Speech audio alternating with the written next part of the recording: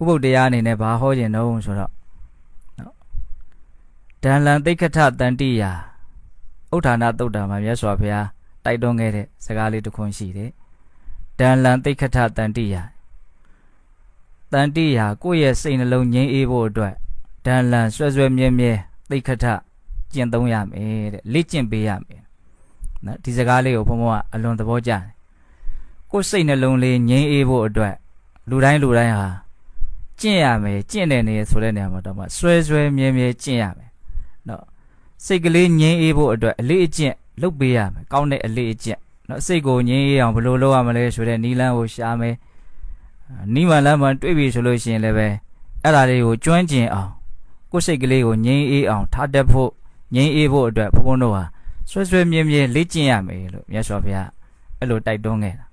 ဟုတ်တယ်စိတ်နှလုံးချမ်းသာဖို့ငြိမ်းအေးဖို့ဆိုတာလည်းပဲနီလန်းမရှာဘဲနဲ့မှန်ကန်တဲ့နီလန်းနဲ့မကျင့်သုံးလို့မရဘူးတူပါလေလေ့ကျင့်မှဆွဲဆွဲမြဲမြဲလုပ်မှရနိုင်တဲ့အကျိုးရလဒ်တစ်ခုပေါ့နော်အဲ့တော့ဒီနေရာမှာကိုယ့်ရဲ့စိတ်နှလုံးငြိမ်းအေးခြင်းတယ်ဆိုလို့ရှိရင်ဘယ်လိုလုပ်မလို့နီလန်းလေးတွေလည်းအနှစ်ချုပ်ကလေးဖုံဖုံပြောပါမယ်ဟုတ်လားစိတ်နှလုံးငြိမ်းအေးခြင်းတယ်ဆိုလို့ရှိရင်ဒီစိတ်နှလုံးကိုမငြိမ်းအောင်မအေးအောင်လုပ်နေတဲ့အရာတွေကိုဖယ်လိုက်ဖို့ပဲဒါလေးကိုဘုံဘုံကသဘောပေါက်စေခြင်းဟုတ်လားဘုံဘုံတို့ရဲ့စိတ်နှလုံးကဘာကြောင့်မငြိမ်းအေးတာတော့ဒါကိုသိရမယ်စိတ်ကဘာကြောင့်မငြိမ်းအေးတာတော့လို့မေးရင်သိတာထင်ရှားတဲ့အကြောင်းတရားတစ်ခုကတော့စိတ်တိုင်းမကြမှုဒေါသတရားကြောင့်စိတ်ကမငြိမ်းအေးတာပဲဟုတ်လားကိုယ်စိတ်ကိုအပူလောင်ဆုံးရှုပ်မြိုက်နိုင်တာဟာဒေါသပါတော့စိတ်တိုင်းမကြဘူးအလိုမကြဘူးတော့ကြီးထွားလာရင်မကြည်နပ်ဘူးနော်နောက်ဆုံးသူများဘဝမိမိဘဝကိုဗာဖြည့်ဆည်းပြဖို့အထိကြိုးစားတဲ့အနေအထားထိရောက်အောင်ဒေါသပြင်းထန်လာရင်စိတ်နှလုံးကပြင်းထန်တဲ့အသည့်အချိန်မှာပူလောင်လိမ့်မယ်ပူပန်လိမ့်မယ်ပေါ့ဒါနဲ့အဲ့ဒီဒေါသဆိုတဲ့စိတ်ကိုပူလောင်ပင်ပန်းစေတဲ့နော်အကြောင်းတရားဘာလို့ခြေခံဖြစ်တုံးဆိုရေဘူးရာအဖြစ်နော်လူချင်းမှုရခြင်းမှုဖြစ်ခြင်းမှုဒီလောဘကိုပဲအခြေခံပြီးတော့ဒေါသဟာဖြစ်တာပဲเนาะဒေါသရဲ့သဘောလေးကိုဘုန်းတို့သေချာစဉ်းစားကြည့်လိုက်เนาะအလိုမကြဘူးလို့သူကဒေါသရဲ့သဘောလေးကအလိုမကြဘူးအစာတဲ့ကိုကအလိုတွေသိမ့်များနေလို့ရှိရင်အလိုမကြမှုတွေဟာများလာတဲ့အကြောင်းရှိတယ်အစာတဲ့ကိုကစားအလိုနည်းနေမယ်ဆိုရင်သူကအလိုမကြတဲ့အကြောင်းသိပ်ပြီးတော့မရှိဘူးလောဘနဲ့ဒေါသနဲ့ဟာအလွန်ကြီးကြီးမားမားဆက်သွယ်နေတယ်ဆိုတာမြင်တတ်ရမယ်ဟုတ်လားအလိုဆန္ဒများတဲ့လူတွေကများသောအားဖြင့်ဒေါသအာကြီးကြတာ။ဟောဆိုသူတို့အလိုဆန္ဒတွေကအကုန်လုံးပဲပြည်နိုင်မှာတော့ဟုတ်လားဟိုဟာဖြစ်ခြင်းတရားဖြစ်ခြင်းဟိုဟာရခြင်းတရားရခြင်းဒီလိုလူတွေကစိတ်တိုင်းမကြမှုတွေပို့ပြီးတော့များလာမယ်။အဲ့ဒါဖုံးပြောနေတဲ့စကားလေးကိုကွင်းဆက်ကလေးမပြတ်စေနဲ့။ကိုယ့်ရဲ့စိတ်နှလုံးလေးငြိမ်းအေးဖို့အတွက်မြတ်စွာဘုရားဆွေဆွေမြဲမြဲလေ့ကျင့်ရမယ်လို့တိုက်တွန်းခဲ့တာ။အဲ့တော့စိတ်နှလုံးကိုငြိမ်းအေးခြင်းတယ်ဆိုရင်ဘယ်လိုလုပ်မလို့မငြိမ်းစေမအေးတွေသောအကြောင်းတရားတွေကိုဖယ်ရှားလိုက်ရင်စိတ်နှလုံးဟာငြိမ်းအေးသွားမှာပဲ။အဲ့တော့စိတ်နှလုံးဘာကြောင့်မငြိမ်းအေးသေးတာတော့မငြိမ်းသေးမအေးသေးတဲ့အကြောင်းတရားဘာတော့ဆိုရင်အကြံပြင်းရေဘူးကတော့ဒေါသပဲဟုတ်လားစိတ်တိုင်းမကြမှုဒေါသအဲ့ဒီဒေါသကိုဘာကြောင့်ဖြစ်တုံးအခုပြောနေတယ်ရေဘူးရာအဖြစ်ဒေါသဟာလောဘကြောင့်ဖြစ်တယ်လူချင်းမမောမှုပေါ့နော်အဲ့လို့ဆိုရင်အဲ့ဒီလောဘရောဘာကြောင့်ဖြစ်တုံးနည်းနည်းလေးခွင်းဆက်လေးတစ်ခုထပ်လိုက်အောင်ရေဘူးရာအဖြစ်လောဘဟာမောဟကြောင့်ဖြစ်တယ်မောဟဆိုတာဘဝအကြောင်းအမှန်မသိတာပဲဘဝရဲ့ဖြစ်နေတဲ့အနေအထားတွေကိုမှန်မှန်ကန်ကန်မသိတာပဲဘဝအိဋ္ဌဒုက္ခအနတ္တဖြစ်တယ်ဒုက္ခသစ္စာဖြစ်တယ်ဘဝရဲ့သဘောကဒါပဲအဲ့ဒီဥစ္စာကိုဘုန်းတော်မှန်မှန်ကန်ကန်မသိတဲ့အခါကျတော့ဘဝကိုမကောင်းမှမသိတဲ့အခါကျတော့ကောင်းလိမ့်နိုးနဲ့မျှော်ကိုးကြတာဘဝကဒုက္ခသဘောကြီးပဲဒါဘလို့မှဘလို့အကြောင်းတရားနဲ့မှတကယ်နဲ့ပြင်လို့ရှင်လို့ရနိုင်တဲ့အနေအထားမရှိဘူးရုပ်တည်နေဖြစ်နေတယ်ဆိုတာဒုက္ခတွေဖြစ်နေတာတကယ်ကအဲ့ဒီအမှန်တရားကိုဘုန်းတို့ကောင်းကောင်းသိလို့ရှိရင်လူချင်းမှုဟာနဲကိုနဲဟုတ်လားအခုကဘုန်းတို့ကဒုက္ခကိုမသိတဲ့အခါကျတော့ဒီဒုက္ခရဲ့ပုံမှာနော်ကောင်းလိမ့်နိုးနဲ့နော်ပြင်ဆင်ခြင်းတဲ့အပိုင်းတွေရှိတယ်လူလားတောင့်တတာတွေရှိတယ်ဘဝထဲမှာကောင်းမယ်ထင်တဲ့အရာရှိတယ်လို့ထင်နေတာမောဟပဲတကယ်ကဟုတ်လားကောင်းမယ်ထင်တဲ့အရာရှိတယ်ထင်လို့လောဘဖြစ်တာဒါနဲ့လေးဘုံကတရားအစမှာပြောကြည့်တာဟုတ်လားအဲ့လိုဆိုလို့ရှိရင်မောဟသူ့ကြောင့်လောဘအဲ့ဒါကြောင့်ဒေါသစာတွေကတော့ဘုရားဘယ်လိုလေးဟောတော့လောဘဒေါသမောဟလို့အစဉ်တိုင်းလေးကတော့အဲ့လိုလေးဟောတယ်ဒါပေမဲ့ရေဘူးရတကယ်ဖြစ်စဉ်ကဘယ်သူကအခြေခံနေအောင်ဆိုမောဟအခြေခံတယ်နော်ခန္ဓာအကြောင်းဘဝအကြောင်းလောကရဲ့အကြောင်းအမှန်မသိမှုဆင်းရဲတွေလို့အမှန်မသိတဲ့အခါကျတော့ဒါရဲ့ပုံမှာ လူချင်းမှုရချင်းမှုဆွဲလန်းမှုမမောမှုအများကြီးပွားလာအဲ့ဒါတွေပွားလာတဲ့အခါကျတော့အဲ့ဒါတွေအလိုမပြေတိုင်းမပြေတိုင်းမကျေနပ်မှုစိတ်တိုင်းမကြမှုဒေါသတွေကလည်းပွားလာတယ်အဲ့ဒီဒေါသဖြစ်မှာပဲဘုန်းဘုန်းတို့ရဲ့ဘဝမငြိမ်းအေးပါလားလို့နားလေကြတယ်များသောအားဖြင့်ဟုတ်လားအဲ့တော့ဒီဒေါသရဲ့နောက်ွယ်ကနေပြီးတော့ဒေါသဖြစ်အောင်မိထိုးပေးနေတဲ့အရာဘာလဲလို့မင်းလောဘနဲ့မောဟပဲဟုတ်လားအဲ့လို့ဆိုရင်ဘုန်းတို့မူရင်းစကားလေးပြန်ကောက်ကြည့်အောင်နောက်ငြိမ်းအေးဖို့အတွက်ဆွဆွမြဲမြဲလေ့ကျင့်ကြလို့ဘုရားတိုက်တွန်းတယ်လူတိုင်းလဲကိုယ်စိတ်နှလုံးကိုငြိမ်းကျင်ကြတယ်အေးကျင်ကြတယ်ဟုတ်လားအဲ့လိုငြိမ်းအေးဖို့ကြိုးစားမယ်ဆိုရင်ဘာလို့ရမှာတော့မငြိမ်းသေးမအေးသေးသောအရာတွေကိုဖယ်ရှားရအဲ့တော့မငြိမ်းသေးမအေးသေးသောအရာတွေကအကျဉ်းများဖြင့်၃မျိုးတွေ့သွားပြီနော်ဘာနဲ့နော်လောဘရဲ့ဒေါသရဲ့မောဟရဲ့ဒီမှာဖြစ်စဉ်အတိုင်းလေးပြောမယ်ဆိုရင်တော့မောဟရဲ့လောဘရဲ့ဒေါသရဲ့ဒီလိုသွားတာဟုတ်လားအဲ့တော့အဲ့ဒီအကုသိုလ်တရားဒါအကုသိုလ်ပဲအကုသလမူလလို့ဘုရားဟောတာနော်အကုသိုလ်တရားကိုဖယ်ရှားခိုင်းတာပဲတကယ်ကအကုသိုလ်ကိုဖယ်ရှားလိုက်လို့ရှိရင်အကုသိုလ်ကြောင့်ဖြစ်မဲ့ပူမှုလောင်မှုမငြိမ်းမှုမအေးမှုတွေကအကုန်လုံးငြိမ်းသွားမှာပဲအဲ့လို့ရှိရင်ဒီလောဘဒေါသမောဟကိုဖယ်ဖို့အတွက်ဘုန်းတော်ကဘယ်လိုဖယ်ရမှာတော့ဆိုရင်ကုသိုလ်ဖြစ်အောင်လုပ်ဖို့ပဲနားလေးကတ်နေတယ်ဒါလေးကိုဘုန်းတော်ကလက်တွေ့လေးနားလည်စေခြင်းဟုတ်လားအခုလောဘဒေါသမောဟဆိုတဲ့အကုသလမူလတရားကြောင့်စိတ်ပူရတယ်ဆင်းရဲရတယ်ဆိုတဲ့အထိလက်ခံတယ်နော်အဲ့လို့ဆိုရင်အဲ့ဒီအကုသလမူလတရားတွေကိုဖယ်ဖို့အတွက်ဘုန်းဘုန်းတို့ဘယ်လိုဖယ်ရမှာတော့လို့မေးရင်ကုသိုလ်ဖြစ်အောင်လုပ်ဖို့ပဲနော်တကယ်ခဏကုသိုလ်ဖြစ်အောင်လုပ်ရမယ်ဟုတ်လားကုသိုလ်စိတ်ကလေးဖြစ်အောင်လုပ်ရကုသိုလ်စိတ်ကလေးဖြစ်အောင်လုပ်လို့ရှိရင် automatic အလိုလျောက်ခုနလောဘဒေါသမောဟကိုဖယ်ပြီးသားဖြစ်သွားတယ်အကုသိုလ်ကိုဖယ်တယ်ဆိုတာဘယ်သူကဖယ်တာတော့လို့မေးရင်ကုသိုလ်ကဖယ်တ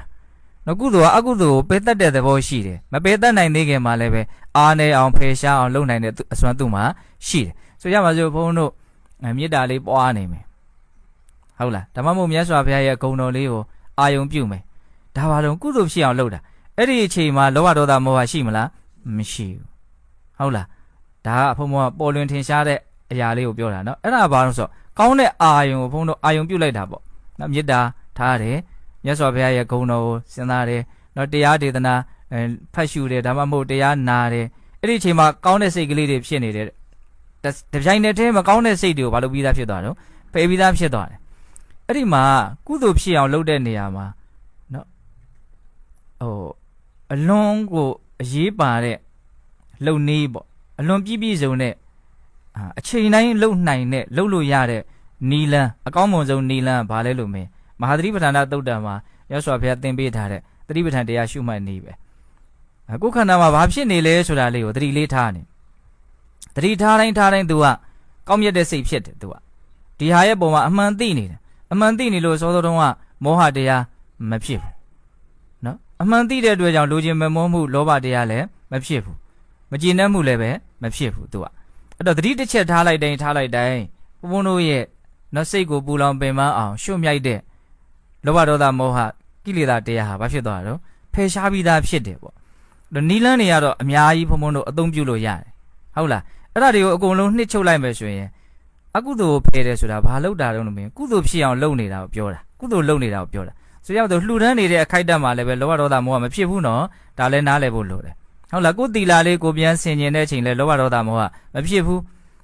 ဒါပတိအပြည့်စုံဆုံးနဲ့အချိန်တိုင်းလှုပ်လို့ရတဲ့ကုသိုလ်ဖြစ်အောင်လှုပ်လို့ရတဲ့နီးဟာဘာလဲလို့မေးရင်မဟာသတိပဋ္ဌာန်သုတ်တံမှာလာတဲ့နီးပဲအဲ့ဒီဥစ္စာကိုတော့ဘုံဘုံတို့ကပိုင်နိုင်ကိုနားလည်ထားရမယ်ဒါကြောင့်မြတ်စွာဘုရားကုသိုလ်လို့မှန်မှန်ကန်ကန်ကောင်းမွန်ပြောရင်လည်းဆိုရင်သတိပဋ္ဌာန်တရား၄ပါးကိုကုသိုလ်လို့ပြောတာဟုတ်လားအဲ့တော့ကိုယ်စိတ်နှလုံးကိုငြိမ်းအေးခြင်းတယ်ဆိုလို့ရှိရင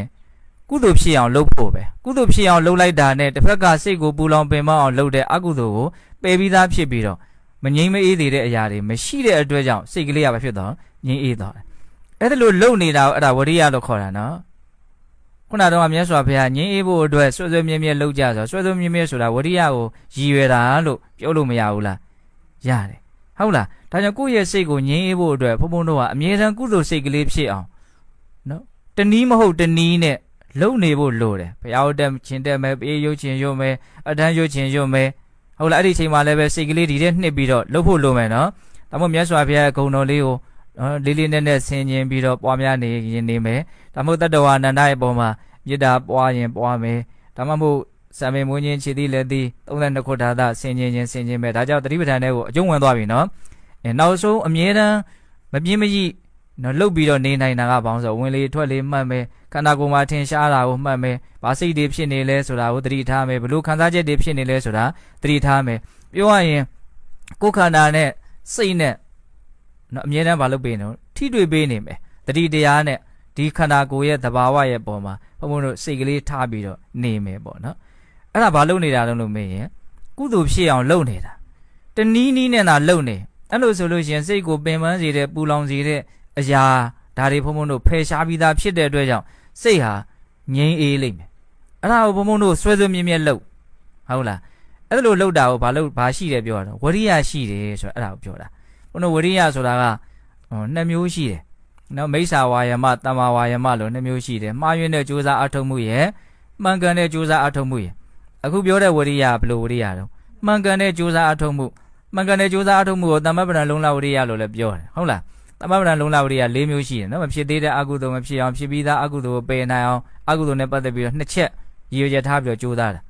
မဖြစ်သေးတဲ့ကုသိုလ်တွေဖြစ်အောင်ဖြစ်ပြီးသားကုသိုလ်တွေတိုးတက်ခိုင်မြဲသွားအောင်ကုသိုလ်နဲ့ပတ်သက်ပြီးတော့ရည်ရွယ်ချက်နှစ်ချက်ထားပြီးတော့ကြိုးစားတာခုဘုံဘုံပြောနေတာအဲ့ဒီဝရိယမျိုးပြောနေတာအဲ့တော့တကယ်တမ်းကတော့အကုသိုလ်ကိုပယ်ဖို့ပြောတာပဲသို့တော့အကုသိုလ်ကိုဖယ်ရှားဖို့အတွက်လက်တွေ့ရဘယ်လိုဖယ်ရမှာတော့မင်းကုသိုလ်ဖြစ်အောင်လုပ်တဲ့နီးနဲ့အကုသိုလ်ဖယ်တာသဘောပေါက်လားဒါလေးကိုရှင်းကျင်တဲ့စိတ်ထဲမှာရှင်းသိကျင်တယ်ဟုတ်လားကုသိုလ်ဖြစ်အောင်လုပ်ပြီးတော့နေလို့ရှိရင်အကုသိုလ်ကအလိုလိုဖယ်ပြီးသားဖြစ်နေတယ်အကုသိုလ်ဖယ်တဲ့လုပ်ကိုတိတက်တမင်လုပ်နေတာမဟုတ်ဘူးဟုတ်လားအဲ့ဒါကုသိုလ်ကနောက်ဆုံးဒါခဏလေးအကြောင်းအားလျော်စွာဖယ်သွားတဲ့သဘောပေါ့နော်နောက်ဆုံးဘုန်းဘုန်းတို့ကကုသိုလ်တွေများလာလို့မဲ့ညံအဆင့်မြန်ရောက်မယ်ဆိုရင်အကုသိုလ်ကိုအမြင့်ပြတ်အဲ့ဒီကြတော့ပါတော့ဖယ်နိုင်တဲ့အစွမ်းကမဲ့ညံမှာရှိလိမ့်မယ်အဲ့ဒီအထိရွေးချက်ထားပြီးတော့ဘုန်းဘုန်းတို့လောက်ရမယ်ဟုတ်လားဒါပါခေါ်တော့ဝရိယအဲ့ဒါဝရိယရှိလို့ရှိရင်အဲ့ဒီလူချမ်းသာမယ်လို့ဘုရားဟောတာဒီလိုအဓိပ္ပာယ်မျိုးနဲ့ဟောတာဟုတ်လားဝရိယရှိတဲ့ပုဂ္ဂိုလ်ဟာအခုလောလောဆယ်လည်းပဲစိတ်ကိုပူလောင်စေတဲ့အကုသိုလ်ကင်းတဲ့အတွက်ကြောင့်သူဟာချမ်းသာမယ်နောက်မှလည်းပဲအလွန်မှကြီးကျယ်တဲ့အကျိုးရလဒ်ကိုလည်းပဲဖြစ်ထွန်းစေလိမ့်မယ်အဲ့တိုင်ဟောတာမြတ်စွာဘုရားဟုတ်လားအကုသိုလ်တရားတွေနဲ့စိတ်နဲ့မရောပြွန်းတဲ့အတွက်ကြောင့်ဒီစိတ်ကလေးကငြိမ်းအေးတယ်ထားရင်ဟောတာနော်ဝရိယရှိလို့ရှိရင်ကြီးမားတဲ့အကျိုးကျေးဇူးကိုလည်းပြည့်စုံစေလိမ့်မယ်ဒါမဲ့ညာပုံညာရလိမ့်မယ်လို့ပြောတာတကယ်လို့ဝရိယမရှိဘူးဆိုလို့ရှိရင်အခုလောလောဆယ်လည်းပဲစိတ်ကိုပူလောင်စေတဲ့အကုသိုလ်တရားတွေနဲ့စိတ်ကရောပြွန်းတဲ့အတွက်ကြောင့်စိတ်ကလောလောဆယ်ကိုပဲဆင်းရဲရလိမ့်မယ်ပြီးရင်လည်းပဲကြီးကျယ်တဲ့အကျိုးကျေးဇူးနဲ့လည်းပဲလွဲချော်ရလိမ့်မယ်လို့ဝရိယရှိခြင်းမရှိခြင်းရဲ့အကျိုးအပြစ်ကိုအဲ့လိုရှင်းပြီးတော့မြတ်စွာဘုရားဟောတာရှိတယ်ဟုတ်လားဒါကြောင့်မလို့ဒီကနေ့ဥပုပ်တရားလေးအနေနဲ့ဘုံဘုံကဝရိယရှိဖို့ဝရိယကိုဆွဲမြဲမြဲရှိဖို့ဘာဝရိယတော့ကုသိုလ်ဖြစ်အောင်လုပ်နေတဲ့ဝရိယကုသိုလ်ဖြစ်အောင်လုပ်မလို့ကုသိုလ်ဖြစ်နေပြီဆိုရင်တပြိုင်တည်းဘယ်လုပ်ငန်းမှာဆောင်ရွက်ပြီးသားဖြစ်သွားတော့အကုသိုလ်ကိုဖယ်တဲ့လုပ်ငန်းကိုသာဆောင်ရွက်ပြီးသားဖြစ်သွားအဲ့ဒီအကုသိုလ်ကိုဖယ်လို့စိတ်ကချမ်းသာသွားတာတကယ်တမ်းကဒါကိုနားလည်သိခြင်းနဲ့ဘုံဘုံကစိတ်ဆင်းရဲတယ်ဆိုတာအကြောင်းမဲ့ဆင်းရဲတာမဟုတ်ဘူးစိတ်ထဲမှာဆင်းရဲစေတဲ့အရာဝင်နေလို့ဟုတ်လားပိုးကောင်လို့ထိုးနေတယ်အထဲထဲမှာမီးလို့ကြိတ်ပြီးတော့လောင်းနေတဲ့အထဲထဲမှာဟုတ်လားအဲ့ဒီအရာကိုမဖယ်ဘဲနဲ့ယောဂမဖယ်ဘဲနဲ့ယောဂလက္ခဏာကိုဖယ်လို့မရဘူးဟုတ်တယ်မို့လားအတွင်းထဲမှာယောဂပိုးကြောင့်ပဲဖြစ်စီဒါမှမဟုတ်တစ်ခုခုဖောက်ပြန်မှုကြောင့်ပဲဖြစ်စီရုပ်ဖောက်ပြန်ရင်ခမတို့ခံစားရတဲ့ဝေဒနာရှိမနေဘူးလားရှိနေတယ်ဒီရုပ်ဖောက်ပြန်မှုကိုမဖယ်ကြည်ငြိမ်းအောင်အဆင်ပြေအောင်မလုပ်ဖဲနဲ့ဝေဒနာပြောက်မလားမပြောက်ဘူးနော်ဒါစဉ်းစားကြည့်ဟုတ်လားယောဂပိုးကိုရှင်းအောင်မလုပ်ဖဲနဲ့ယောဂပိုးကြောင့်ဖြစ်နေတဲ့ခံခက်မှုယောဂဝေဒနာလက္ခဏာတွေဘယ်နည်းနဲ့မှဖယ်ရှားလို့မရဘူးအဲ့လိုပဲအကုသိုလ်ဆိုတဲ့ယောဂပိုးကိုမဖယ်ဘဲနဲ့ပူလောင်ခြင်းပင်ပန်းခြင်းဆိုတဲ့ယောဂလက္ခဏာတွေဟာဖယ်ရှားတော့မှာမဟုတ်တဘောမှာလူတွေကပူတယ်လောင်တယ်မချမ်းသာဘူးပြောလို့သာပြောနေတာပူခြင်းလောင်ခြင်းရဲ့အကြောင်းတရားကိုတွေ့အောင်လည်းမရှာဘူးတွေ့ပြီဆိုရင်ဖယ်ဖို့လည်းမကြိုးစားဘူးအဲ့ဒါဖယ်ဖို့ကြိုးစားဘယ်နည်းနဲ့ကြိုးစားမှာတော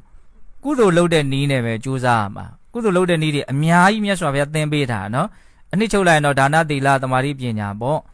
အဲ့ဒီမှာအခြေပြန်ဆုံးကသမာဓိနဲ့ပညာမှာအများကြီးကျေပြန်လိမ့်မယ်ဟုတ်လားဘာဝနာကမ္မထန်40တောင်မြတ်စွာဘုရားဟောထားတာရှိတယ်ဟုတ်လားကောင်းမြတ်တဲ့အာယုံလေးတွေကိုစိတ်ကိုအဲ့ဒီမှာထားပေးတဲ့အလေးချင်းကိုလေ့ကျင့်နေအဲ့ဒါကုသိုလ်ဖြစ်အောင်လုပ်နေတာကုသိုလ်မှာအဆင့်မြင့်တဲ့ကုသိုလ်ဖြစ်အောင်လုပ်တယ်သမာဓိဖြစ်ခြင်းဖြစ်မယ်ပညာဖြစ်ခြင်းဖြစ်မယ်သဘောပေါက်ရဲ့လားအဲ့ဒီထဲမှာဘုံဘုံတို့အကျွမ်းကျင်သင်သုံးအရာဘာလဲလို့မရင်တတိပဋ္ဌာန်ဘာဝနာကိုအကျွမ်းကျင်သင်သုံးပဲဒါသူကအချိန်တိုင်းမြတ်စွာဘုရားလုပ်လို့ရတယ်လုပ်လဲလုပ်ရမယ်လို့သင်ပေးတာလေကျင်ကြီးကျင်ကဲစွန့်တဲ့အချိန်မှာတောင်မှလုပ်ရမယ်စကားပြောနေလဲလုပ်လို့ရတယ်စားတော့နေလဲလုပ်လို့ရတယ်လုပ်မရဘူးဆိုတာကိုအလေးကျင့်မရှိလို့မကျွမ်းကျင်တဲ့အပိုင်းပဲ ဟုတ်လားအဲ့ဒါကိုဆွဲဆွဲမြဲမြဲလုပ်မယ်ဆိုလို့ရှိရင်ကုသိုလ်ဖြစ်ရင်တပြိုင်တည်းအကုသိုလ်ပယ်ပြီးသားဖြစ်တယ်အဲ့ဒါအကုသိုလ်ပယ်နိုင်တော့စိတ်ကငြိမ်းအေးလို့ချမ်းသာလို့ဒီလိုသွားတယ်ဟုတ်လားနောက်ဆုံးကုသိုလ်ကမဲ့ညာအဆင့်ရောက်သွားပြီဆိုအကုသိုလ်အမြင့်ပြတ်ပယ်ပြီးတော့အရိယာဖြစ်သွားဆိုလုံးဝစိတ်ကဘာဖြစ်သွားတော့သောတာပန်ဖြစ်သွားပြီဆိုရင်ငူအားယူလောက်အရင်ပင်ပန်းဆင်းရဲတာမျိုးသူ့မှာမရှိတော့ဟုတ်လားအရင်ရှားသွားပြီပေါ့နော်အနာဂတ်ဖြစ်မှငိုတာတော့ပယ်တဲ့သဘောပေါ့ဟုတ်လားဘာပဲပြောကုသိုလ်အဆင့်မြင့်အောင်လှုပ်လေအကုသိုလ်တွေနည်းသွားတဲ့အတွက်ကြောင့်ငြိမ်းအေးမှုချမ်းသာမှုဟာရရှိလေအတိုင်းဘဝမှာဘာနဲ့ဘုံတို့ကကြိုးစားရမှာနော်ဝရိယနဲ့ကြိုးစားနော်အကုသိုလ်မဖြစ်အောင်ကုသိုလ်ဖြစ်အောင်အဲ့ဒီဝရိယရှိမှဘုံတို့ရဲ့နော်ငြိမ်းအေးမှုဆိုတဲ့အကျိုးရလဒ်ရမှာမကြိုးစားဘဲနဲ့မရဘူးအဲ့တော့ဘုံတို့ကြိုးစားမယ်ဆိုတဲ့စိတ်ရှိရမယ်နော်အဲ့တော့ကြိုးစားတာလည်းဘယ်လိုကြိုးစားမှာတော့အကုသိုလ်မဖြစ်အောင်ကုသိုလ်ဖြစ်အောင်ပို့ပြီးတော့လက်တွေ့ပြောရင်ကုသိုလ်ဖြစ်အောင်လုပ်နေဖို့ပဲကုသိုလ်ဖြစ်အောင်လုပ်ရင်အကုသိုလ်ပယ်ပြီးသာ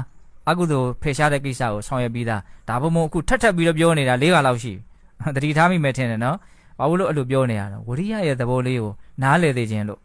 ့ဝရိယကဘာလုပ်တာကုသိုလ်ဖြစ်အောင်လုပ်တာတပြိုင်တည်းအကုသိုလ်ပယ်ပြီးသားလဲဖြစ်သွားတာဒီသဘောလေးပြောတာဒါနဲ့ပတ်သက်ပြီးတော့မကြိုးစားလို့ရှိရင်ကိုလိုချင်တဲ့ငြိမ်းအေးမှုကိုမရနိုင်ဘူးဆိုတာလေးကိုဘုံဇက်တော်လေးတစ်ပုဒ်ပြောပြမယ်ဟုတ်လားရသော်ဘုရားလက်ထက်က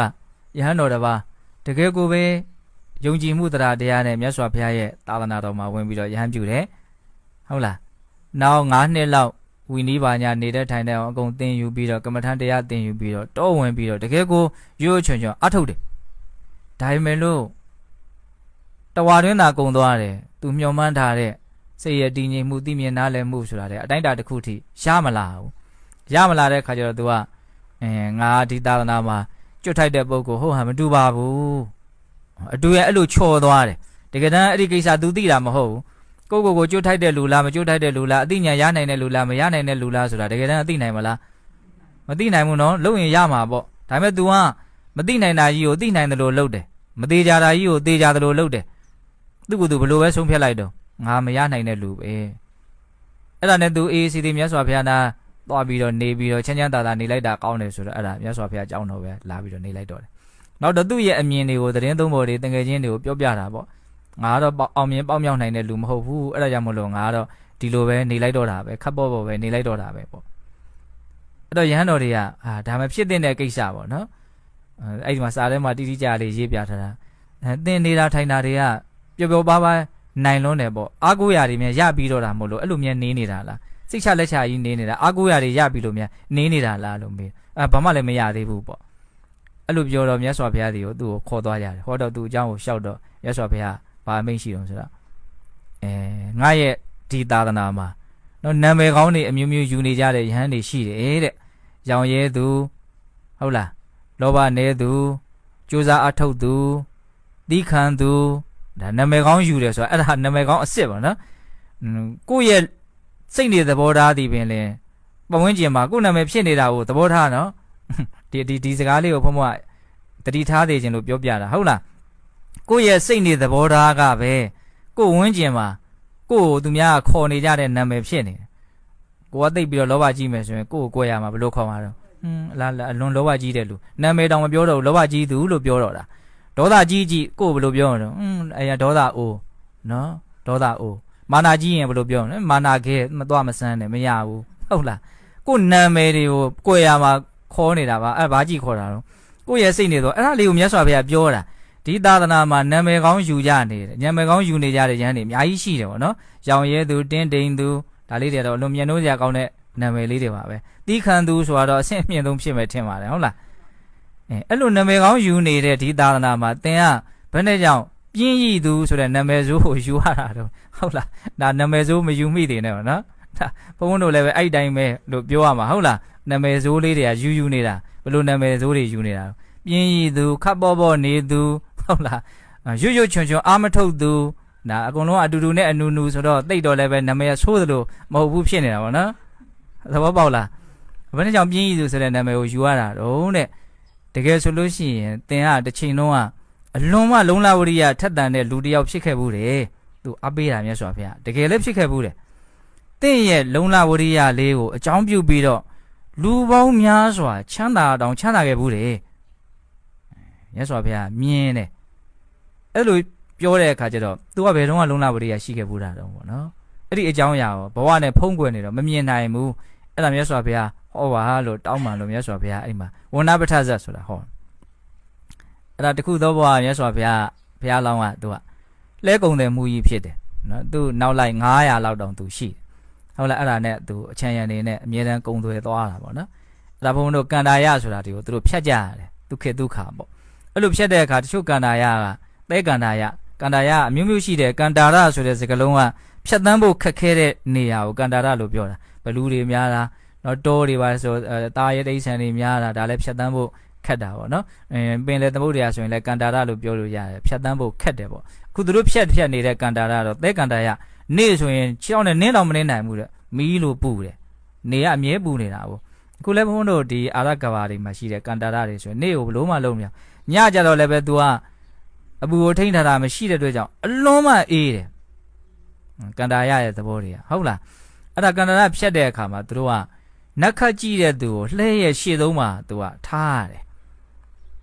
လှဲသမားတွေကပင်ပန်းတော့ तू ကဒါကိုအာယုံမဆိုင်နိုင်ဘူးနွားကိုပဲဂယုဆိုင်ပြီးတော့မောင်းရတယ်ပေါ့နော်အဲ့ဒီနက်ခတ်ကြည့်တဲ့လူကညကိုပဲ तू ကမောင်းရတာဟုတ်နေ့ကို तू ကလှဲဝိုင်းကြီးတွေဖွဲ့ပြီးတော့အရိပ်ထိုးပြီးတော့ပဲနေရတယ်ညကိုမောင်းရတယ်ညပဲမောင်းနိုင်တယ်တော့ညဆိုတော့လမ်းကဘာကိုကြည့်သွားတာဆိုတော့ဒါမိုးကဘာညာခီးသွားဖို့တော့တိတ်မလွယ်ဘူးကျေကိုပဲကြည့်ပြီးတော့သွားတာကျေကလည်းတကယ်ကြည့်တယ်လို့ရှိရင်ခီးသွားလို့ရတာပေါ့နော်ဘုန်းတော်ငယ်တော့ဆိုလို့ရှိရင်ဒိုဝင်ကျေတို့နော်ခုနှစ်စင်ကျေတို့ဒါတွေကမြောက်ရမှာရှိတယ်ဘလို့ဒါဘယ်ချိန်လေးလောက်ဆိုရင်အရှိမြောက်တော့ဘုန်းတော်မှန်းလို့ကိုရတယ်ဟုတ်လားကျေကိုကြည့်ပြီးတော့မှန်းလို့ရတယ်ပေါ့နော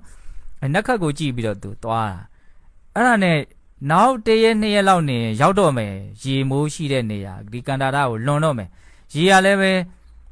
ဲအဲ့ဒီ1ရက်စာအတွက်ပဲကြံတော့တယ်လှဲနဲ့သဲလာတာဆိုကြတော့ကန္တာရကိုတစ်လဖြတ်မဆိုတစ်လစာရေတင်းလာတယ်လမ်းမှာရေမရှိဘူးအဲ့ဒီမှာနက်ခတ်ကြည့်တဲ့လူကပင်မန်းပြီရက်ပေါင်းများဆိုတော့သူကအေးပြက်လာဆိုအဲ့နောက်ဆုံးညကြတော့မှအိပ်ပျော်သွားရောနွားတွေကရှေ့မသွားပဲနဲ့လာလန်းပြန်ခောက်တယ်နောက်ကလှဲမောင်းတဲ့လူကလည်းစိတ်ချလက်ချရှိတယ်ဆိုတော့လိုက်လှဲတွေကအရင်နေ့ညတဲခဲ့တဲ့နေရာပြန်ရောက်သွားမနဲ့လင်းလို့ကြည့်လိုက်တဲ့ခါကျဟာသူတို့တဲခဲ့တဲ့နေရာကြီးသူတို့တရေချခဲ့တဲ့နေရာကြီးနှစ်ဆလွန်သွားပြီနှစ်ဆလိုသေးတယ်ရေမရှိတော့ဘူးနော်အဲ့ကြတော့သူတို့သိပြီဒါသူတို့ဘလို့မှမရှင်းတန်နိုင်ဘူးပေါ့နော်ရေမရှိရင်ဘလို့မှမရှင်းတန်နိုင်ဘူးအကုန်လုံးစိတ်လျှော့ရတာပေါ့အဲ့ဒါတဲကြီးအဲ့လှဲဝိုင်းပြီးတော့ရွက်ဖြင်ကြီးထိုးပြီးတော့စိတ်ပြက်လက်ပြက်နေပဲနေကြတယ်အဲ့ဒါဘုရားလုံးကငါရှိနေတော့မှဒီလိုမျိုးဒုက္ခရောက်တာကိုငါကဲတင်တဲ့တယ်ပေါ့ဝရိယကိုမလျှော့ဘူးသူကစိတ်ကိုမလျှော့ဘူးဒါလေးသူကအသက်ကြီးပြီးအိုးပြီးအဲ့ဒါနဲ့သူရှောက်ပြီးတော့ကြည်တယ်သူရေရှာတာပေါ့နော်ရေရှာတော့အဲ့ဒီမှာမြေစာမြက်လေးပေါက်နေတဲ့နေရာတနေရာတွေ့တယ်တဲ့ဒါသူ့ရဲ့ဓာတ်ပြုမှုပေါ့နော်အတွင်းကရေဓာတ်ပြုမှုကြောင့်အပင်ပေါက်နိုင်တာဆိုတော့သိတော့ဒီနာကိုတူရင်ရေထွက်နိုင်တယ်ဆိုတော့သိပေါ့လူတွေကိုအကုန်စီးယုံပြီးတော့အာကောင်မောင်းတန်ရေတွန်းတူးခိုင်းတူမျောလင်းချက်နဲ့တူအတောင်60လောက်ထိရောက်သွားတယ်တကယ်ကိုအနှစ်ကြီးတဲ့ဘယ်ပြေးကြီးတူးမှာပေါ့နော်သူက60လောက်ရောက်သွားတဲ့အခါကျတော့ကြောက်ဖြာခန်းနေတယ်တဲ့အဲ့ဒီမှာလူတွေအကုန်လုံးတခါထပ်ပြီးတော့လက်လျှော့သွားကြပြန်တယ်ကြောက်ဖြာဘလို့မှမတူးနိုင်တော့ဘူးလေအတောင်60ကြီးတူးတဲ့ဆိုကုန်းနေပြီတောင်60ဆိုတော့နဲတဲ့အနက်မှာမဟုတ်ပဲနဲ့အကုန်လုံးပြန်သွားကြအကုန်လုံးကင်သေးတော့အေးစီသေးပဲသေးတော့မယ်ပေါ့နော်ကိုအားကုန်ပြီးတော့မသေးတော့ဘူးပေါ့နော်ဝရိယရှိတဲ့လူနဲ့မရှိတဲ့လူအဲ့ဒါကွာတာပဲဟုတ်လားအေးစီသေးသေးမယ်ဆိုတဲ့လူနဲ့ကြိုးစားရင်းသေးမယ်ဆိုတဲ့ဒါကွာသေးတော့သေးမှာပဲလေဟုတ်လားအဲ့ဒါနဲ့ဘုရားလောင်းကအကုန်လုံးလက်လျှော့သွားကြပြီဆိုတော့အဲ့ဒီလူငယ်လေးတွေတယောက်ရဲ့ဒီမျက်လုံးတွေကိုသူတွေ့တယ်ဒီလူစိတ်အားထက်သန်မှုရှိတယ်ဒီလူကိုစီးယုံပြီးတော့ခိုင်းရရင်တော့အဆင်ပြေမယ်ဆိုတာသူနားလေတယ်အဲ့ဒါနဲ့အဲ့ဒီလူကိုနှစ်ယောက်တည်းခေါ်ပြီးတော့ပြောတယ်လူလည်းမင်းလျှော့လိုက်မယ်ဆိုတော့ဒီလူတွေအကုန်လုံးသေမှာမင်းလည်းသေမှာတကယ်လို့မင်းမလျှော့ဘူးဆိုရင်မင်းလည်းမသေရဘူးဒီလူတွေလည်းမသေရဘူးအများကိုကယ်သင့်တယ်ပေါ့နော်ဒါမှမဟုတ်ဒီကြောက်ဖြာကိုထုသေးချာပေါက်ရှိတယ်ဆိုတော့ဘုရားလုံးကကြောက်ဖြာကိုနားနဲ့ကပ်ပြီးတော့ထောင်းကြည့်တော့အောက်မှာရေတန်းတဲ့ကြားတယ်တဲ့အဲ့ဒါကြောင့်ဒီကြောက်ဖြာကိုကျိုးအောင်ထုခိုင်းတယ်အတော်ကလေးကလည်းပဲဘေးကအားပေးတဲ့လူရှိတော့ထုတာပေါ့မရက်မနာထုနောက်ဆုံးသူ့ရဲ့ထက်တန်တဲ့ဇွဲလုံးလာဝရိယနဲ့ကြိုးစားမှုကြောင့်ကြောက်ဖြာအက်ပြီးတော့ကွဲသွားပါတော့အဲ့ဒီအကွဲကြရတယ်ရေကတခါလဲထောင်ပန်းတယ်အပေါက်ကလေးသေးသေးဆိုထောင်ပန်းတယ်ပေါ့အဲ့ကြမှာလူတွေရေရပြီဆိုတော့တူပြောဆိုတယောက်မှမသေးဘူးဟုတ်လားဒီအဲ့ဒီနာမှာရေရှိတယ်ဆိုတော့သင်္ကေတပါ လှုပ်ထားခဲ့ရတာပေါ့အဲ့ဒီမှာမြတ်စွာဘုရားအဲ့ဒီတုန်းကဒီကြောက်ဖြာကြီးကိုကွဲအောင်ထုတဲ့ပုဂ္ဂိုလ်ဟာတခြားမဟုတ်ဘူးမင်းမယ်အခုကျမှဘယ်နဲ့ကြောင့်ဒီငြိမ်းအေးမှုကိုရအောင်မရှာနိုင်တာတော့အဲ့ဒီတုန်းကငြိမ်းအေးမှုကိုဖြစ်စေတဲ့ရေကိုရအောင်ရှာခဲ့တာပေါ့နော်အခုဘာလို့မရှာတာတော့ဒီငြိမ်းအေးမှုအစ်စ်ကလည်းရှာမရမှာပဲကြိုးစားမရမှာပဲလကားမရနော်အဲ့ဒါကိုမြတ်စွာဘုရားဖြစ်ပြီးတဲ့နောက်မှအဲ့ဒီဒေတာဗမောကဆရာကြီးဘွားတော်ကပြောခဲ့တဲ့စကားမဟုတ်ဘူးဒီဇက်တော်လေးကိုဒီလောက်တင်ရက်ပြီးတော့မှဂါထာတစ်ပုဒ်ကိုမြတ်စွာဘုရားဟောတာအဲ့ဒီဇက်တော်လေးနဲ့ဆက်ပြီးတော့ရှာဖို့လို့ငြိမ်းအေးမှုကိုရှာဖို့လို့အဲ့ဒီဂါထာလေးကိုဘုံဘုံအလွန်ကြိုက်တယ်နော်ဇလန်းလေးကလည်းကောင်းပါတယ်နော်အဖြစ်ပြက်လေးကလည်းကောင်းတယ်သူ့ကိုအကြောင်းပြုတော့ဟောတဲ့ဒီဂါထာလေးကလည်းကောင်းတယ်အကိလတုနောဝဏပတိခဏန္တာဥရိငနေတထပပံအဝိနောဧဝံမုနိဝရိယဘလူပပံနောအကိလတုဝိနေဟရိယတတန်တေတဲ့ဂါထာမြတ်စွာဘုရားဟောအတိပ္ပယ်ဘာပြောလို့ဆိုတော့နော်ဝဏပတိသဲလန်းမှာနော်ကန္တာယလန်းသဲကြီးရှိတဲ့လမ်းမှာနော်အကိလတုနောနော်မပြင်းကြီးတဲ့ကုံတွေဟာခဏန္တာရေကိုရှာရတယ်တူးကြဆွရတယ်နော်သဲကန္တာယကြီးမှာမီးလိုပူးနေတဲ့သဲကန္တာယကြီးထဲမှာမလုပ်ကြတော့တူးကြဆွရတယ်မပြင်းတဲ့ပုံကိုယ်တွေပေါ့နော်အဲ့လိုတူးတယ်ဆွတဲ့အတွက်ကြောင့်ဥဒိငနေတထပပံအဝိနောသူတို့ဟာနော်အသက်ရဲ့ရှင်သန်ခြင်းရဲ့အကြောင်းတရားဖြစ်တဲ့ရေကိုသူတို့ရတယ်တဲ့နော်ကြောက်ဖြာတောင်ထုရတာနော်ရေရဖို့မလွယ်ဘူးပေါ့နော်ရေရှာတဲ့ကိစ္စဟုတ်လားရှင်သန်မှုအတွက်အလွန်မှအားကြီးတဲ့အကြောင်းတရားရေဟုတ်လားအဲ့ဒီရေကိုမပြင်းကြီးတဲ့ကုံတွေဟာနော်တူးရင်းဆွရင်းနဲ့ရအောင်သူတို့ရှာရတယ်တဲ့အဲ့ဒါလိုပဲတဲ့ဧဝံမုနိဝရိယဘလူပပံနောနော်ဧဝံဤအတုဝရိယဘလူပပံနောဝရိယအားအစွမ်းနဲ့ပြည့်စုံတဲ့မုနိယဟန်တစ်ပါးသည်နော်ဒီမှာတော့ယဟန်ကိုအဓိကရည်ရွယ်တာပေါ့နော်အသိဉာဏ်ရှိတဲ့လူတစ်ယောက်လို့လည်းပြောလို့ရပါတယ်ဟုတ်လားခုနကတော့ဝရိယကိုပြောတာနော်ကုသိုလ်ဖြစ်အောင်လုပ်မယ်ဆိုတဲ့ဝရိယကုသိုလ်ဖြစ်နေပြီဆိုရင်အကုသိုလ်ကလည်းပယ်ပြီးသားပဲဟုတ်လားအဲ့တော့ကုသိုလ်ဖြစ်အောင်အကုသိုလ်မဖြစ်အောင်လုပ်တဲ့သမဗရဝရိယအဲ့ဒီဝရိယကိုဒီနေ့မှာအာအစွမ်းလို့ပြောတယ်နော်တွန်းအားပါနော်အဲ့ဒီအာအစွမ်းနဲ့ပြည်စုံတဲ့ပုဂ္ဂိုလ်ဟာတဲ့အကိလတုမပြင်းမရှိသူကြိုးစားတယ်အဲ့လိုကြိုးစားတဲ့အတွက်ကြောင့်သူဘာကိုရတော့ဆိုတော့ဟရိယတနှလုံးသားဤတန်တိန်ငြိမ်းအေးခြင်းကိုဝိန်ဒီရတယ်တဲ့နှလုံးသားလို့ပြောတယ်နော်အမှန်တော့စိတ်ပေါ့နော်စိတ်ရဲ့မှီဟာအဓိကနှလုံးသားမှာမှီလို့ဟရိယတတန်တိန်နော်နှလုံးသားရဲ့ငြိမ်းအေးခြင်းနော်စိတ်နှလုံးရဲ့ငြိမ်းအေးခြင်းစိတ်ပူပြီးဆိုရင်နှလုံးသားကလည်းပူမှာပဲနှလုံးသားပူပြီးဆိုလို့ရှိရင်နှလုံးပူပြီးဆိုလို့ရှိရင်နှလုံးကနေအမြဲတမ်းညှစ်ထုတ်နေတဲ့သွေးတွေကလည်းပူမှာပဲသွေးတွေပူလို့ရှိရင်ဒါမှမဟုတ်စိတ်တွေဘုံတို့ရန်ဆင်းရဲပြီးပင်ပန်းပြီးပူလောင်ပြီးဆိုရင်ချွေးတွေထွက်လာနော်အောင်ဆိုခန္ဓာကိုယ်ကပူတာဟုတ်သွေးပူတော့ခန္ဓာကိုယ်ပူတာပေါ့ခန္ဓာကိုယ်ပူတဲ့အခါကျတော့ခန္ဓာကိုယ်ကသူ့စနစ်နဲ့သူအလုတ်လုတ်တော့တာလေပူတဲ့ခန္ဓာကိုယ်ကြီးဒုက္ခရောက်မှာဆိုလို့ဘာထုတ်ပေးရတော့ရေထုတ်ပေးတာဟုတ်လားပြန်အေးသွားအောင်လို့ချွေးထုတ်မပေးလို့ရှိရင်အဲ့ဒါပူပြီးတော့သူကပြက်စီးမှာမို့လို့ချွေးထုတ်ပေးတာအဲ့ချွေးထွက်တယ်ဆိုတာနော်ခန္ဓာကိုယ်ပူလို့သူ့အလုတ်လုံနေခန္ဓာကိုယ်ဟုတ်လားအဲ့တော့ဒီစိတ်နှလုံးလေးကိုငြိမ်းအေးအောင်စိတ်အေးမှနှလုံးသားကလည်းအေးမှအဓိကတော့စိတ်ကိုပြောနေတာမှာဟုတ်လားစိတ်ရဲ့ငြိမ်းအေးခြင်းအဲ့ဒါကိုရဖို့အတွက်ဘုန်းတို့ဘာလုပ်ရမှာတော့ကြိုးစားရမယ်ကြိုးစားတယ်ဆိုတဲ့နေရာမှာမပြင်းမရိပေါ့နော်အားစွမ်းတယ်လည်းပြည့်စုံရမယ်ဘာအားစွမ်းလို့ဆိုတော့ဝရိယအားစွမ်းအားနော်အဲ့တော့ဝရိယရဲ့အဓိပ္ပာယ်ကိုလည်းမြင်ရမယ်နော်ဝရိယဘယ်နှမျိုးရှိတော့နှစ်မျိုးရှိတာနော်မိစ္ဆာဝါယမရဲ့တမ္မာဝါယမရဲ့နော်မှားယွင်းတဲ့ကြိုးစားအားထုတ်မှုသူများတက်တယ်ဆိုတာလည်းဝရိယပါတယ်မြတ်ပစ္စည်းခိုးတယ်ဆိုလည်းမလေးဝရိယပါတယ်အမလေးတခါလေဝရိယတွေမကောင်းနော်လောကီဉာဏ်တွေပါထည့်ရသေးတယ်ဟုတ်လားလိန်ညာကောက်ကျစ်ပြီးတော့ကြိုးပမ်းအားထုတ်ပြီးတော့တချို့ကြိုးစားအားထုတ်မှုအများကြီးတောင်လို့တယ်ဟုတ်လားဒါဘာဝရိယတွေတော့အဲ့ဒါကမိစ္ဆာဝရိယခေါ်တယ်ဟုတ်လားခုဘုန်းဘုန်းတို့လိုအပ်တဲ့ဝရိယပါတော့တမ္မာဝရိယတမ္မာဝါယမပေါ့နော်အဲ့ဒါကိုတမ္မပဒံလုံလဝရိယလို့လည်းခေါ်တယ်တမ္မာဝါယမရဲ့အဓိပ္ပာယ်ကဘာတော့မကောင်းတာမဖြစ်အောင်ကောင်းတာဖြစ်အောင်လုပ်တာပို့ပြီးတော့အသေးစိတ်ပြောရင်ဖြစ်ပြီးသားအကုသိုလ်ပယ်ဖို့မဖြစ်သေးတဲ့အကုသိုလ်မဖြစ်ဖို့ဖြစ်ပြီးသားကုသိုလ်တိုးတက်ကြီးပွားဖို့မဖြစ်သေးတဲ့အကုသိုလ်တရားတွေဖြစ်ဖို့ဒီလိုရည်ရွယ်ချက်နဲ့ကြိုးစားတာအဲ့ဒါဘယ်လိုကြိုးစားမလို့လက်တွေ့ကြကြနားလည်ဖို့ကကုသိုလ်ဖြစ်အောင်ပဲလုပ်နေဒါလေးကိုမမေ့နဲ့နော်ခုထပ်ပြော9ချိန်မြောက်ထပ်ပြောဟုတ်လားကုသိုလ်ဖြစ်အောင်ပဲလုပ်နေကုသိုလ်ဖြစ်ရင်အကုသိုလ်ပယ်ပြီးသားအကုသိုလ်ပယ်လို့ရှိရင်အကုသိုလ်ကြောင့်ဖြစ်မဲ့ပူလောင်မှုပင်ပန်းမှုဆင်းရဲမှုဟာမဖြစ်တော့ဘူးစိတ်ကချမ်းသာဆိုအဲ့ဒါကြောင့်ချမ်းသာတ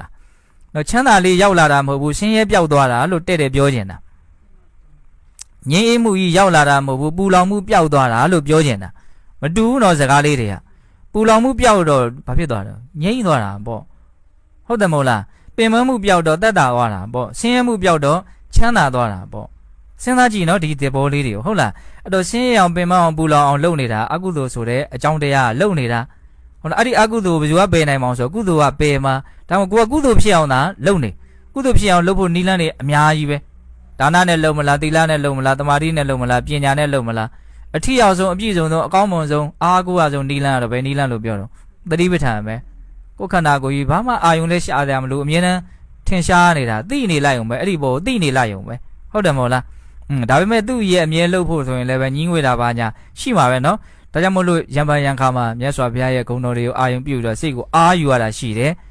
ဟုတ်လားမကျေနပ်မှုတွေစိတ်တိုင်းမကြမှုတွေစိတ်ရဲ့အနှောင့်အယှက်တွေနေပါတော့မေတ္တာတရားနဲ့ဘုန်းဘုန်းတို့စိတ်ကိုနော်လမ်းကြောင်းတဲ့ပေးတာတွေရှိမယ်ဟုတ်တယ်မဟုတ်လားအများကြီးပေါ့မြတ်စွာဘုရားတော့အဆောင်လျှောက်ကမ္မထန်အနေနဲ့၄မျိုးဟောတာတော့ရှိတယ်နော်ဗုဒ္ဓနုဒ္ဓတိဘုရားရဲ့ဂုဏ်အာယုံပြုတာရှိတယ်ဟုတ်လားပြီးတော့မေတ္တာဘာဝနာရှိတယ်နော်အတုပဘာဝနာရှိတယ်မရဏနုဒ္ဓတိသေခြင်းကိုစဉ်းစားတာအမလီအဲ့ဒီဥစ္စာလည်းပြောခြင်းတယ်သေခြင်းကိုစဉ်းစားတာစွမ်းအားကြီးလွန်းလို့နော်သေခြင်းကိုစဉ်းစားလို့ဖြစ်တဲ့ကုသိုလ်ကကျန်တဲ့ကုသိုလ်နဲ့တော့သိမတူတဲ့ဘူးလို့ထင်တယ်နော်ဟုတ်တယ်လို့တော့ဘုံဘုံပြောထားရှိရလေအကောင်းဆုံးဆရာဆိုဟုတ်လားသေခြင်းကိုစဉ်းစားလို့ရှိရင် तू ကအခုလောလောဆယ်တင်ကုသိုလ်ဖြစ်နေတာမဟုတ်ဘူးနောက်အနာဂတ်မှာလည်းပဲဘလို့ဆက်ပြီးတော့နေသွားမယ်ဆိုတဲ့လမ်းကြောင်းကိုလည်း तू ကကောင်းကောင်းတက်မှတ်ပေးနိုင်တယ်ငါဘလို့နေသင့်တယ်ဘလို့မနေသင့်ဘူးဘာလို့သင့်တယ်ဘာမလုပ်သင့်ဘူးကိုကိုအကောင်းဆုံးထိန်ချောင်းပဲ့ကင်ပေးနိုင်တယ်အဲ့ဒီအသိဉာဏ်ကဘယ်အသိဉာဏ်တော့သေခြင်းကိုစဉ်းစားလို့ဖြစ်တဲ့အသိဉာဏ်ကကိုကသေရမယ့်လူတယောက်သေလူသေရမယ့်ဘဝဒီဟာကိုဘုံဘုံတို့ကမျက်ခြေမပြတ်လို့ရှိရင်နော်ကိုယ့်ရဲ့နော်ဒီအသိဉာဏ်ကအလွန်မှကိုပဲနော်ဟိုမှန်မှန်ကန်ကန်အားရှိပါရှိဖြစ်လာတဲ့သဘောရှိတယ်ဒီသဘောလေးကိုဘုံဘုံကနားလည်သိချင်တာဒါမို့လို့ဘုံတို့ဘဝနဲ့ပတ်သက်ပြီးတော့တခါတည်းဆုံးဖြတ်ရခက်တာတွေရှိတယ်ဘာလို့ကမလို့တွေးဝေးနေတာတွေရှိတယ်နော်အဲ့လိုတွေးဝေးပြီးဆိုလို့ရှိရင်ဒါကိုအမှတ်ရသိချင်တယ်နော်သိချင်းကိုသာစဉ်းစားလိုက်တွေးဝေးတာတွေရှင်းသွားလိမ့်မယ်ဘာလို့တင်တယ်မလို့တင်ဘူးဆိုတာကိုယ်ပိုင်ဉာဏ်နဲ့ကိုယ့်ဟာကိုမြင်သွားလိမ့်မယ်ပေါ့ဟုတ်လားဒါကြောင့်သိချင်းနဲ့ကိုယ်စိတ်နဲ့ကိုနော်အမြဲတမ်းထိတွေ့ပေးဖို့လိုတယ်သူ့ကိုမျက်ခြေမပြတ်စီနဲ့သူ့ကိုမမေ့နဲ့ပေါ့ဟုတ်လားဘုံကတခါလေးစဉ်းစားတယ်လူတွေကဘာလို့ရမလဲဆိုတဲ့အဖြေတစ်ခုကိုထုတ်တဲ့အခါမှာနော်ကွန်ပျူတာတွေလိုပဲလို့ဘုံကတော့ထင်တယ်ပေါ့နော်ကွန်ပျူတာဆိုတာလေသူ့ရဲ့အချက်လက်ထည့်ထားတာကိုပဲအချက်လက်ကိုပဲကြည့်ပြီးတော့သူကအဖြေတစ်ခုထုတ်တာပဲလေဟုတ်တယ်မဟုတ်လားသူထည့်မထားတဲ့အချက်လက်နဲ့ပတ်သက်ပြီးသူအဖြေထုတ်နိုင်လားမထုတ်နိုင်ဘူးဟုတ်လားအဲ့လိုပဲဘုံတို့ခေါင်းထဲကိုအချက်လက်တွေစွန့်အောင်ထည့်လို့ရှိရင်ဒီခေါင်းကလည်းကွန်ပျူတာလိုပဲအဖြေထုတ်လိုက်မယ်သူကဒါဒီအချက်လက်ဘလောက်စွန့်အောင်ထည့်နိုင်တယ်လဲဆိုတာပေါ်မှာမူတည်ပြီးတော့ထုတ်လိုက်တဲ့အဖြေကဘလောက်မှန်မလဲဆိုတာဖြစ်လာမယ်လို့ထင်တယ်ဒါဘုံတွေးမိတာကိုပြောတာနော်အဲ့တော့အချက်လက်တွေကပြည့်စုံအောင်ထည့်ဆိုတာအဲ့ဒီသေခြင်းတရားတွေနာခြင်းတရားတွေကိုထည့်သေးခြင်းတာအချက်လက်တွေနေတယ်အခုလူတွေကအနာကဘာလို့ရမလဲတို့ရှေ့ဆက်ဘလို့နေရမလဲလို့တွေးတဲ့နေရာမှာအချက်လက်ကအဲ့ဒါတွေသိမပါဘူးသူဘလို့နေမလဲဆိုတဲ့အချက်လက်တွေပဲခွထည့်ထားတာဟုတ်တယ်မဟုတ်လားနော်ဘလို့စားရမှာတော့ဘယ်သူနဲ့နေမှာတော့အဲ့သူနေရေးကိုပဲပြောရရင်နေရေးနဲ့အစီအစဉ်တွေနေရေးပဲအများကြီးထည့်ထားတာနော်အဲ့တော့သူကမပြည့်စုံဘူး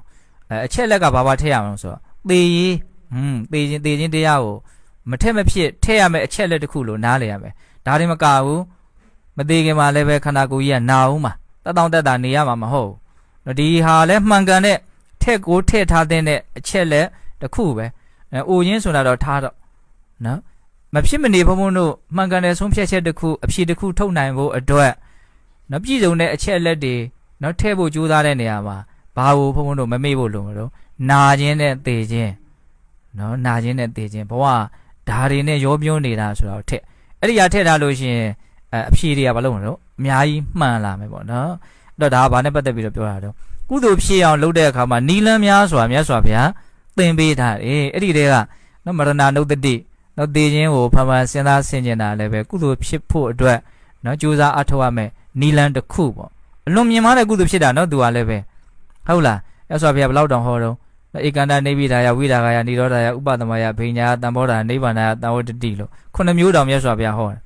နော်ဧကန္တနေပိဒါယသေချာပေါက်ဝတ္တန်တရားဒီယုံနာဒုက္ခတွေရဲ့ပေါ်မှာညီးငွေတဲ့ဉာဏ်ကိုရကိုရမယ်လို့ဟောတယ်ဝိဒါဂယဘဝရဲ့ပေါ်မှာဆွဲမဲ့မှုကင်းကိုကင်းမယ်လို့ဟောတယ်နိရောဓယဘဝဒုက္ခတွေချုပ်ကိုချုပ်မယ်လို့ဟောတယ်ဥပသမယစိတ်နှလုံးငြင်းအေးမယ်လို့ဟောတယ်အဘိညာယအနိစ္စဒုက္ခအနတ္တလို့လက္ခဏာရေးသုံးပါးကိုတော့ထူးသောဉာဏ်ဖြင့်သိကိုသိမယ်လို့ဟောတယ်တံဘောဓာယသစ္စာလေးပါးကိုမဲ့ဉာဏ်နဲ့ထိုးထွင်းပြီးတော့သိကိုသိမယ်လို့ဟောတယ်နိဗ္ဗာန်ယနိဗ္ဗာန်ချမ်းသာကိုမျက်မှောက်ပြုရလိမ့်မယ်ဆက်ရောက်ရလိမ့်မယ်လို့ကိုဟောတယ်ပါလေ သေခြင်းကိုစဉ်းစားလို့ရှိရင်အဲ့ဒီကုသိုလ်ကောင်းမှုဟာကုသိုလ်ရတဲ့နားလေးတင်ရက်နေတာမဟုတ်ဘူးလို့ပြောချင်တာ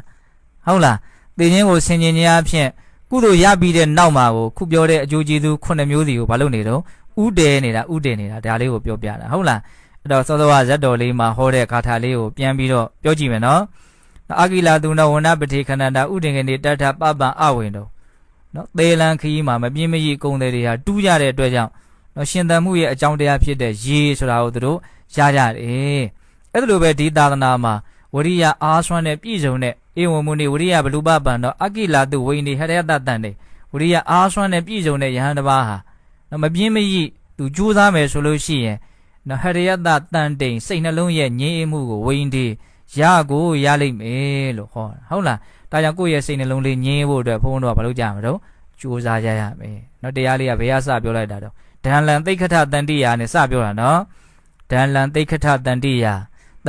ကိုယ်စိတ်နှလုံးငြိမ်းအေးဖို့အတွက်ဒံလံဆွဲမြဲသိက္ခထ